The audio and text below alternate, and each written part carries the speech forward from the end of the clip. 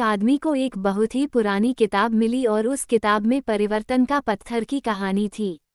एक पत्थर जो किसी भी धातु को शुद्ध सोने में बदल सकता है। उस कहानी में लिखा था कि परिवर्तन का पत्थर भी एक कंकड़ ही होगा जो हर किसी कंकड़ की तरह ही दिखाई देगा। पर रहस्य ये था कि यह पत्थर गर्म तप का होगा।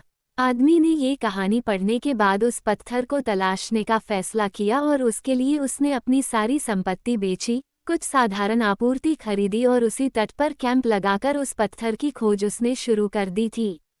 आदमी ने प्लान किया कि वह प्रत्येक कंकड़ को महसूस करने के बाद ही उस पत्थर को समुद्र में फेंक देगा, ताकि वह उस कंकड़ को फिर से उठा ना पाए। वह आदमी हर बार कंकड़ उठता उसे महसूस कर पता करता कि वह ठंडा है या गर्म, उसके बाद ही वह उस कंकड़ को समुद्र में फेंक देता। उस आदमी ने बहुत दिनों तक ऐसा करता रहा, लेकिन उसे वो परिवर्तन का पत्थर नहीं मिल पाया।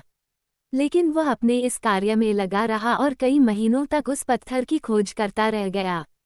एक दिन वो पत्थर लेता है और वह गर्म था।